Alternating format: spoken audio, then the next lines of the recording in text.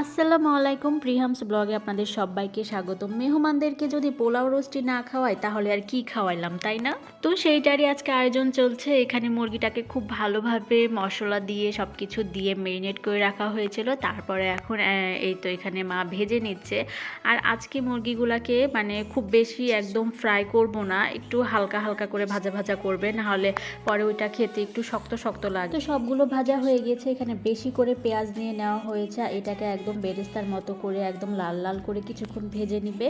তারপরে যে বাদবাকি যে মশলাগুলো ছিল আর হচ্ছে ম্যারিনেট করার পরে যে মশলাগুলো বেঁচে ছিল ওইগুলো দিয়ে খুব ভালোভাবে এখন এটাকে কষিয়ে নেবে।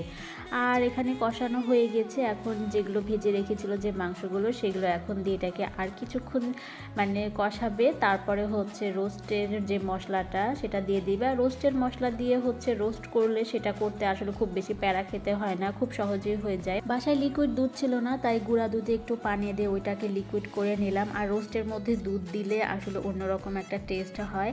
আর সাথে চিনি তো দিতেই হবে, কারণ রোস্ট যদি একটু মিষ্টি মিষ্টি না হয় তাহলে কিন্তু খেতে অতটা ভালো লাগে না। সব কিছু দেওয়া হয়ে গেছে। এখন এটাকে সামান্য কিছুক্ষণ রান্না করে নিবে। রান্না করা হয়ে গেলে তারপরে রোস্টটাও রেডি হয়ে যাবে। আর এই তো এখানে হচ্ছে আমাদের রোস্টটা মোটামুটি রান্না করা হয়ে গেছে। আর এখানে পোলাওটাও রেডি করে নিচ্ছে। রোস্ট কার কার পছন্দ বলেন তো? আমার তো পোলাও রোস্ট সেই পছন্দ। বিশেষ করে আমার মায়ের হাতের রোস্ট আমার অনেক বেশি মজা লাগে খেতে। আর যদি পোলাও না থাকে তাহলে ভাত দিয়েও খেতেও আমার অনেক বেশি ভালো লাগে। তো এখানে সব কিছু রান্না করা হয়ে গেছে, এখন খেতে বসে গেলাম। আর শসা না থাকলে আমার কাছে সেই খাবারটা কেন জানি অপূর্ণ লাগে। তো এখানে মা খুব সুন্দর করে শসা, টমেটো, কাঁচামরিচ, কাঁচা পেঁয়াজ দিয়ে খুব সুন্দর করে লবণ দিয়ে মাখিয়েছে। তো এখন আমি খাওয়া দাওয়া করতে বসে গেলাম।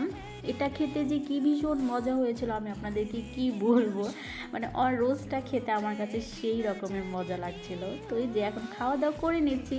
তো এই ছিল তাদের আপ্যায়নের আরেকটা ভিডিও। সবাই ভালো থাকবেন, দেখা হবে পরের ভিডিওতে।